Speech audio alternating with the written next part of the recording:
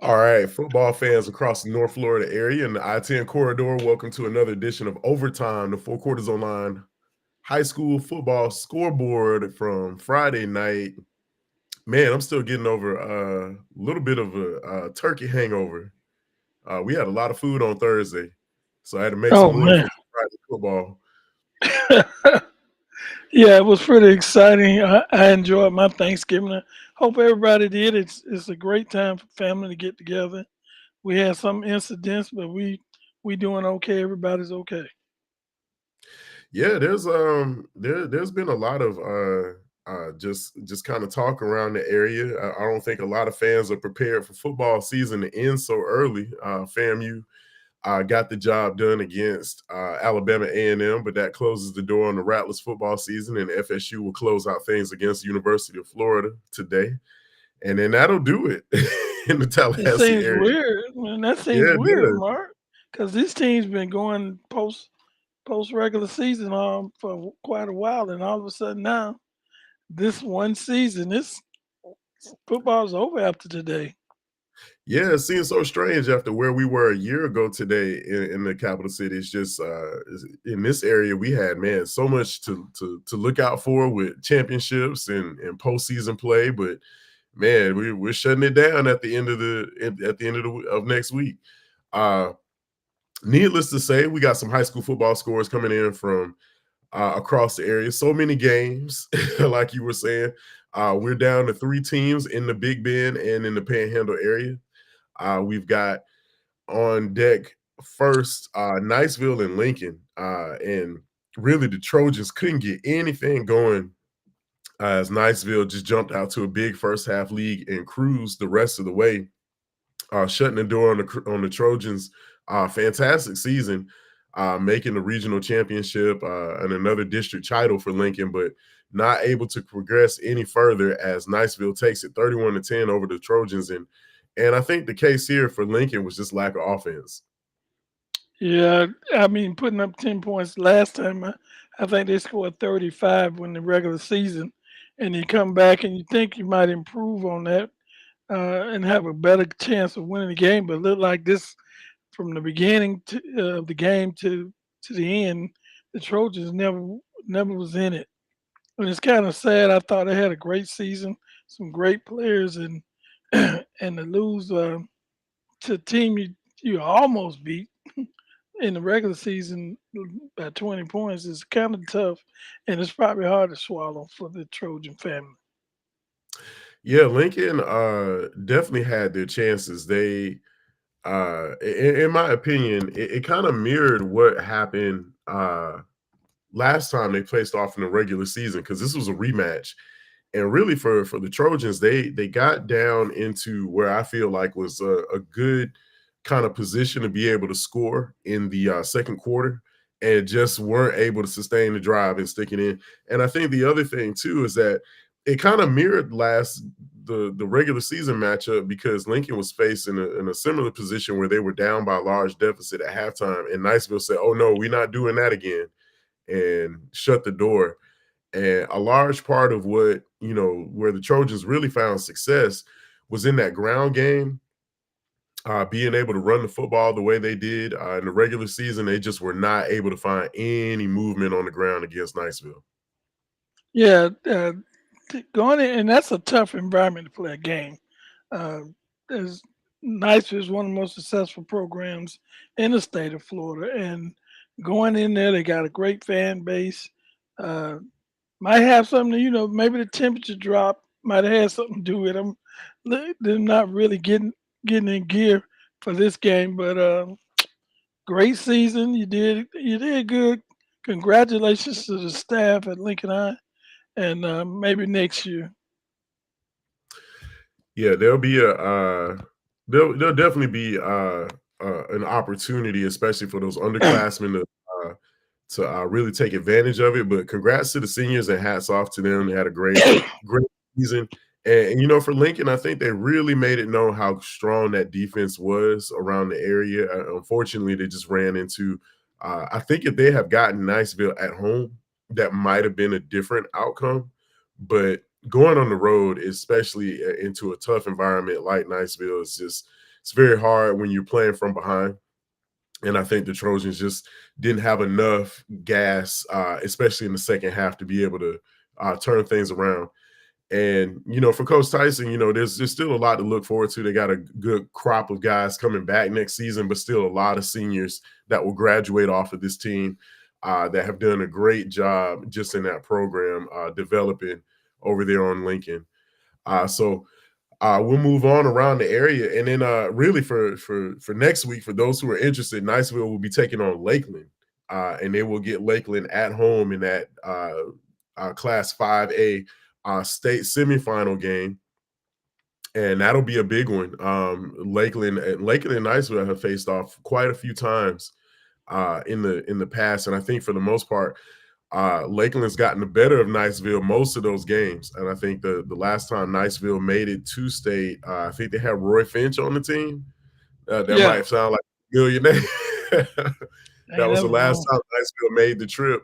And I think, Niceville's got a great opportunity, got a pretty good ball club, but they'll be taking on a tough Lakeland squad that has been absolutely uh, I don't know what they've been doing. They've got a lot of magic, some voodoo going on in some of those games. Nice, Lakeland has been able to pull out a lot of contests in late in the fourth quarter. So we'll see. That'll be a good one going down next week. Meanwhile, Class 2A, Gadsden County taking on Bowles, and Jaguars really they could have made this one a little bit worse if it weren't for a few mistakes in the first half. Their first two opening drives were absolutely just showing off the strength and power that ground game really possesses. They threw the ball a little bit. Although they didn't have to, I think Bowles really was prepared in the secondary to face off on an air attack from Gadsden County. And Gadsden was like, "Nah, we'll just keep it on the ground. Uh, we'll use Davis and Battles to kind of get the job done," and they most certainly did. Bowles made things interesting in late in the in the second quarter, in the second half. After that second quarter ended, it was 14-7 Gadsden County, and really, I would say Bowles kind of scored on kind of a flukish kind of play.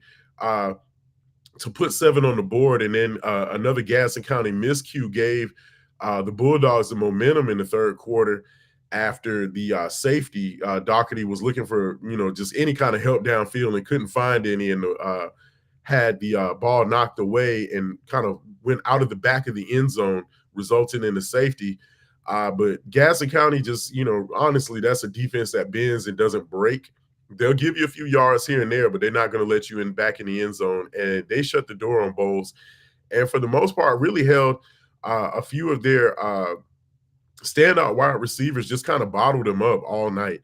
Um, they looked to kind of take advantage of a couple of miscues that Bowles had, but for the most part, they just kind of chased the quarterback around.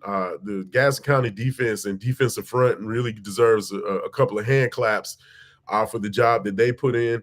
And for the most part, Gadsden County really just kind of put themselves in a position where they are methodical on the ground. They are going to grind away at your defensive front with their two running backs. They don't have to throw the ball, and that's kind of one of those things where calling the game last night was very evident in what Gadsden County was able to do. Really, and I would just say, hats off to Camarion Battles. He shut the door in the fourth quarter, had a great series of great runs, leading Gadsden County out of their side of the field. They really drove the length of the field. Honestly, I think they went 70-plus yards with Battles finally getting the pay dirt, and that was all she wrote as Gadsden County takes it over Bowles 21-9, and they will host next week by the grace of God, because I know they do not want to make that trip down to Miami unless it's playing for a championship. But they will be taking on Booker T. Washington. Yes, that Booker T. Washington out of Miami. They will be traveling 9+ hours to get into the Big Bend area to take on Gadsden County. So that'll be a great matchup. The seeding's a little weird, but it is what it is. Well, Mark, these two teams have met the last time the Jaguars were doing, was ranked this high, was in the playoffs, and they played Bowles. this time coming in, and it's weird. In that game they played last time, going back a little bit when Coach Fuller was there, it was kind of weird because the Jaguars led the whole game into the fourth quarter, and a fourth down reception in the corner of the end zone uh, tied the game up and sent it overtime, and the Jaguars ended up losing by a field goal in overtime, 3 points. So these two teams look like they're gonna start a little rivalry between each other, 1-1. But last night, uh, I was impressed. I was totally impressed with the run game.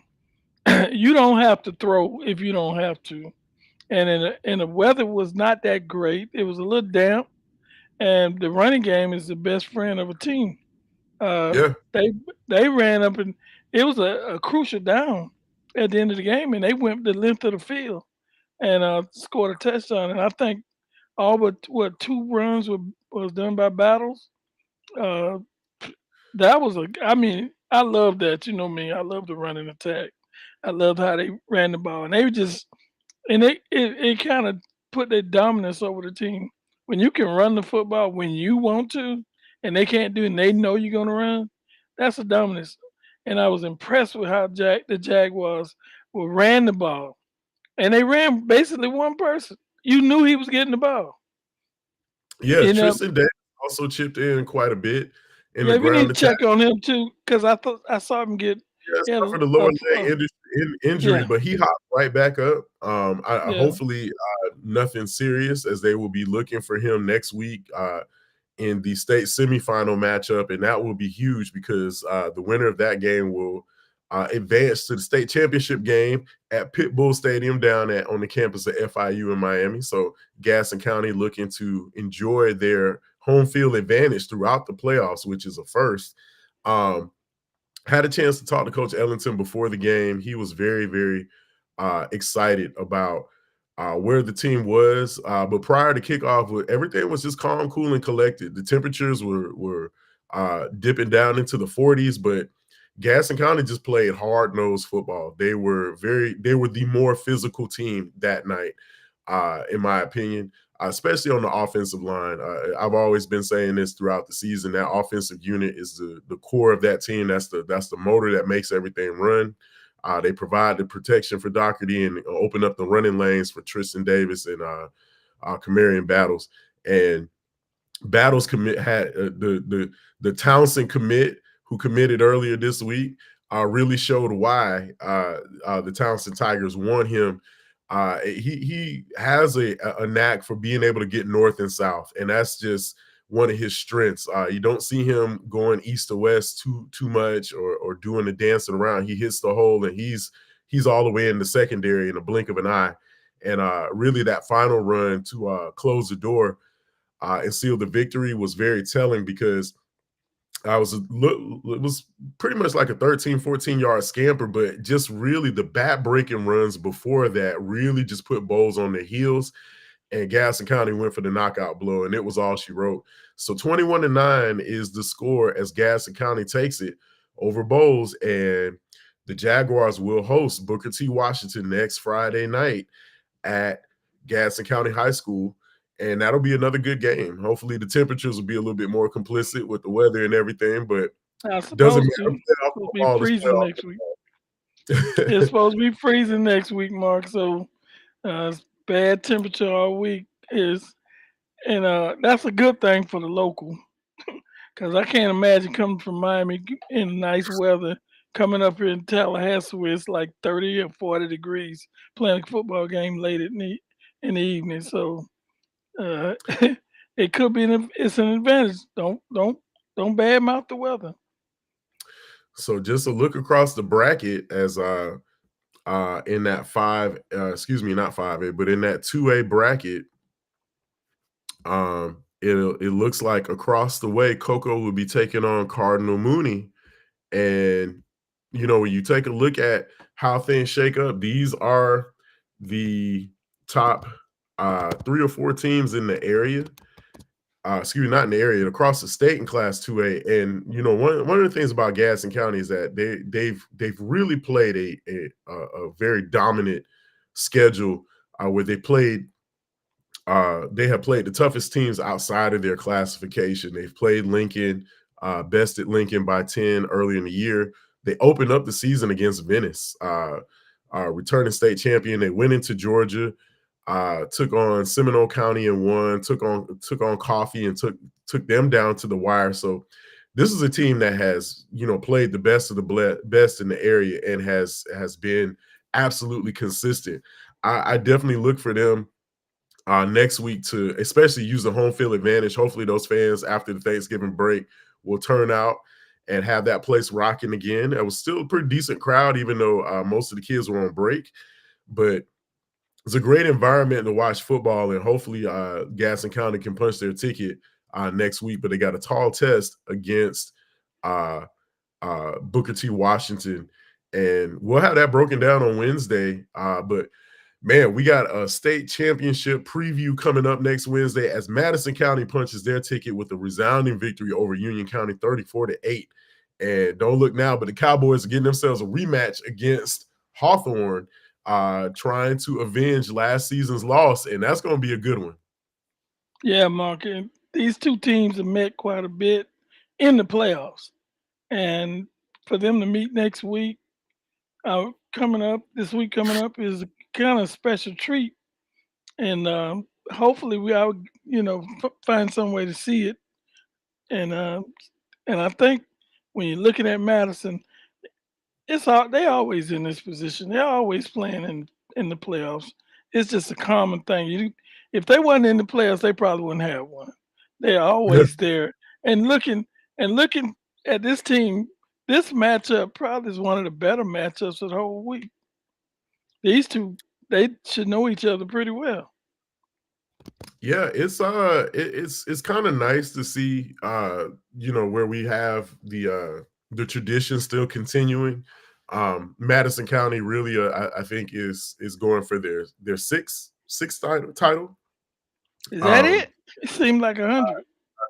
I think it might be seven. I think it's six. I But bet the fans will let us know. oh yeah, they definitely will. Anybody got that information in the comments, let us know. But with Madison, it's tradition out there, and you know they suffered a couple of setbacks during the regular season. Had a really bad loss to Lincoln at home. Also lost to Florida High at home, and one of those. Uh, I see it. uh, Yeah, one of those is definitely, you take a look at those losses, and you can either they can either work for you or against you. And I think Madison did a great job of bouncing back. And yeah, thank you, Trey. Appreciate that. Madison going for the seventh title. Trey Kirkland getting us correct on the overtime scoreboard show. But yeah, with Madison going for that seventh title, it really it signifies that you've got a program, and it's different from just having a football team. It's very hard to build a program, and coach, you know about this, where it's more than what you do during the regular season. It's what you do in the off season, and the kids that play JV, the kids that play in your your underclassmen, everything have to matriculate through your program. And so to see Madison go through a coaching change in the way they did, where one prolific coach leaves and then Coach Harris comes in and really takes over that program, and honestly, they haven't missed a beat. It seems strange to say that this was to talk about having a down year. What is a down year at Madison? Because those two losses, although they felt like they were significant, they really weren't. Madison handled their competition in the way that they should. Um, and now they're back in contention playing for another state title. And really, when they went up against Union, I think was a higher seed, if I'm not mistaken. And Madison County just really jumped out to a huge lead in the not I don't think they were a higher seed. I think they were ranked pretty high. But Madison jumped out to a huge 34-0 lead and just kind of cruised the rest of the way. Did not let Union County move the ball the way that they were used to moving it. The defense is really, I think the defense is just the strength of this team. Offensively, they just are kind of like superstar by committee. And we talked to, when we talked to Price Harris at the beginning of the year at Media Day, he was no nonsense about it. He was very much, like, we're going to do what we do best. We're going to get the ball in the hands of our playmakers and let them do their thing. And so far, Madison has been reaping the benefits of playing that tough schedule in the regular season, and now in the playoffs, it's just giving them the rewards. Coach, I think I lost your audio.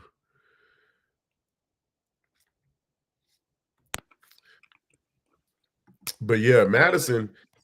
Yeah, got you back. Yeah, I had an opportunity to go to the practice, a couple of scrimmages in the past, and from coach to coach, nothing changes. They practice hard, they play hard.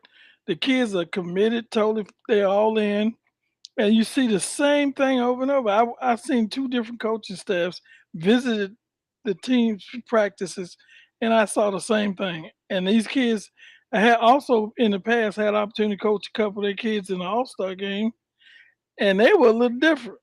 The Madison kids were a little different than everybody. We're supposed to be taking it easy, doing walkthroughs, and Madison kids didn't pay. They was knocking the heck out of people. They was like, "Oh, that's how y'all do it." Other kids, that's how y'all do it down there.